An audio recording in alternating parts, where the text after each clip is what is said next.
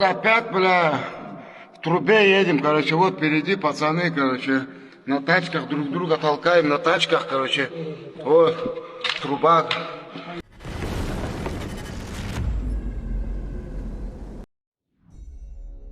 Russia has reportedly suffered the loss of another advanced fighter jet, with Ukrainian sources claiming a Su-30SM or Su-35 crashed while attempting to land at Kubinka Airbase near Moscow around 4 a.m. last night. The incident is said to have occurred during a drone alert, adding to speculation that pressure from constant Ukrainian strikes is straining Russian air defenses and operations. The pilot, reportedly a colonel in the Russian Air Force, is in critical condition, marking yet another blow to Russia's already stressed aviation fleet. According to Deep State, Russian forces used a gas pipeline to cross the Oskol River and reach Kupiansk. This is the third recorded case of infiltration via pipelines, following similar incidents near Avdiivka and Sudzha. Ukraine's general staff says Kupiansk and its outskirts remain under Ukrainian armed forces' control. 3 of 4 infiltration pipelines are damaged or flooded. The 4th is monitored. Counter-sabotage actions continue. Russian losses in the area reached 395 in 2 weeks, including 288 killed. The situation in the city of Kupiansk and its outskirts is under the control of the armed forces of Ukraine. At the same time, the enemy continues attempts to concentrate on the northern outskirts of Kupiansk. The exit from the pipeline, which the enemy used to move personnel toward Kupiansk, is under the control of Ukrainian defenders. The pipeline does not lead directly into the city. It should be noted that there are several pipelines in the Kupiansk area. 3 out of 4 lines have already been damaged and flooded, and the exit from the 4th is under the control of the defense forces. A counter-sabotage operation is being carried out inside the city, while search and strike actions are underway around the city. Since the beginning of the operation, over 2 weeks enemy losses have amounted to 395 personnel, 288 of them irrecoverable. On the approaches to Kupiansk, in the areas of Radkivka and Holubivka, our soldiers eliminated a total of 265 Russians. In the area of the city itself, another 128. In addition, enemy personnel are being taken prisoner, replenishing the exchange fund and providing testimony that will be used against the occupiers. The defensive operation in the Kupiansk sector continues. Our units are taking the necessary measures to strengthen the resilience of the defense and eliminate the enemy. Ukrainian Marines from the Warthog Drone Battalion and a reconnaissance unit of the 36th Marine Brigade are striking Russian logistics, equipment, and personnel in Donbas.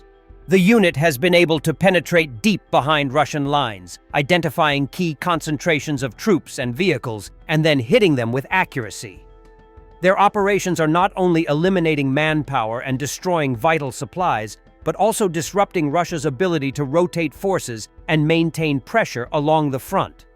The Donbas sector remains one of the most contested areas of the war, with Russia pushing to secure further advances while Ukraine focuses on attrition, wearing down enemy capabilities day by day. The work of these Marine units is particularly critical, as it forces Russian commanders to constantly reposition and divert resources to protect convoys, ammunition depots, and artillery. By combining intelligence gathering with direct strikes, the Warthog Battalion and the 36th Brigade are showcasing how Ukraine's Marines have adapted modern technology to counterbalance Russia's numerical superiority, ensuring that even in one of the hardest-fought regions, Moscow's grip remains under constant challenge.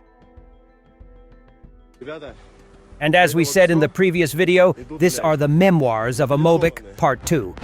3 years after he was mobilized, a Russian medical orderly with the call sign Ukol talks with a fellow Mobik about his experiences. He describes the chaos and carnage he found when he was sent to fight in Ukraine. Having arrived in the occupied Luhansk region in October 2022, we were indeed brought and initially settled in settlements a couple of dozen kilometers from the immediate rear. The brigade's reinforcements were concentrated. There, in these settlements, we met a small number of regular and mobilized soldiers who were already thrown into the meat grinder at the end of September at Necropolis. That's what we later called the village around which long battles unfolded, ending in December 2023. In October 2022, the enemy completely dominated us in terms of ammunition, and the sky was full of holes in terms of air defense.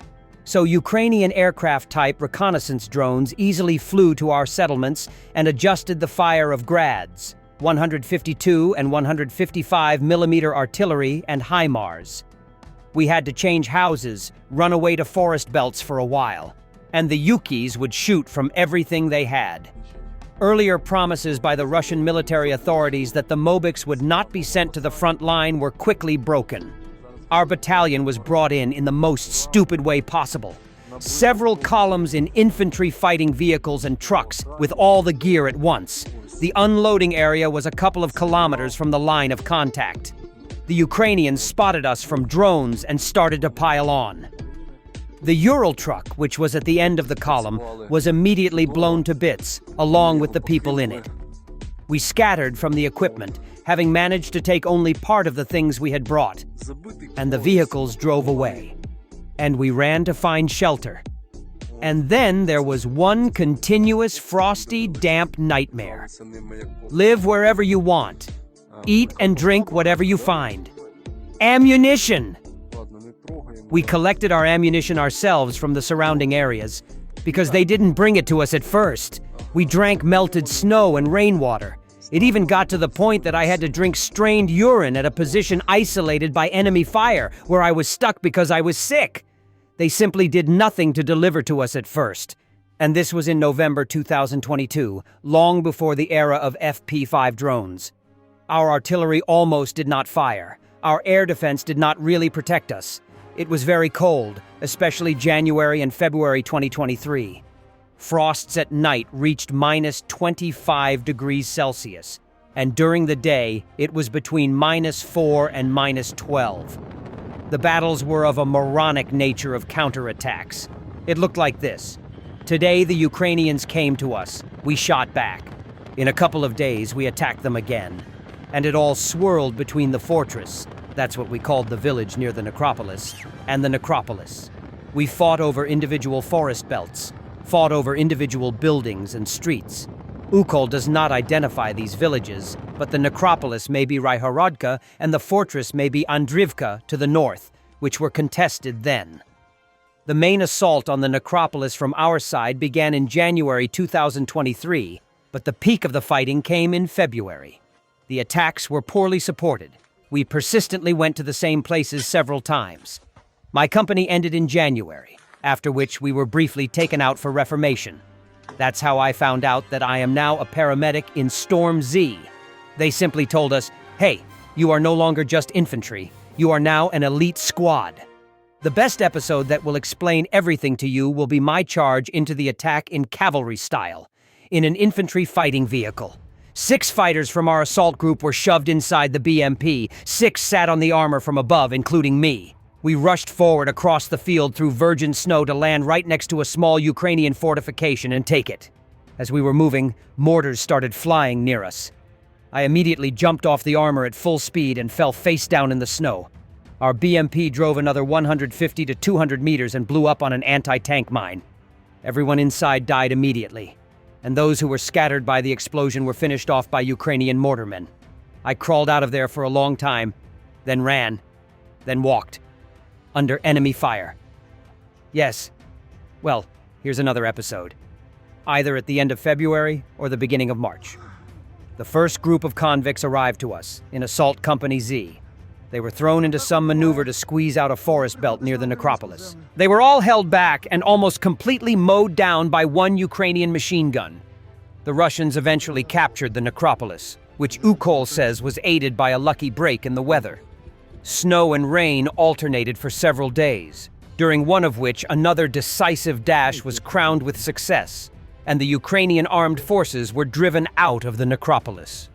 True, we lost 6 tanks and 4 infantry fighting vehicles, a lot of people, as usual, but the Yukis retreated and fled. And then something happened that was not written about in the news. After some time, the Yukis caught us in the same way and brazenly broke into part of the necropolis. They got a beating on a few streets, but they managed to hold on to part of the village. Do you know how many of them we had to dig out of there? It lasted until the end of 2023. I counted all the attacks I know of. I counted 68 attempts to dislodge the enemy from their remnant of the necropolis and the surrounding forest clearings. To be continued, treating wounded Russians and surviving bombardments. 2 Iskander-M launchers with 9 M723 ballistic missiles were spotted on a highway in Kaliningrad region, likely part of deployment drills during the Zapad 2025 exercise. Polish Foreign Minister Sikorski on Fox News. We were supposed to get sanctions. Instead, we got Alaska. Since then, the attacks have intensified. I hope Trump will do what he said. He added that Ukraine needs long-range missiles to continue its successful campaign against Russian oil refineries. Since then, the attacks seem to have been escalated exponentially. You said it. We were supposed to have sanctions, and instead we got Alaska. And since then, as you say, attacks have intensified. So I hope President Trump does what he has said he might do. To help Ukraine win, you have to give them long-range missiles to continue a successful campaign against Russian refineries. Worst case scenario, where do you think this goes? Well, it would be if the arms pipeline dried up for Ukraine and if the Russians managed to make a major breach. Remember, Ukraine enjoys US security guarantees in return for having given up on what was then the 3rd largest nuclear arsenal back in the 1990s. Thanks for watching, and don't forget to subscribe. Also, if you want to support Warthog Defense, please become our member and get early access to new videos, exclusive members-only videos, and become administrator in comment section. The membership link is in the description. Rescues every day. We had a guy last week at 6 rescues in 6 days. You know, he's doing the job every day.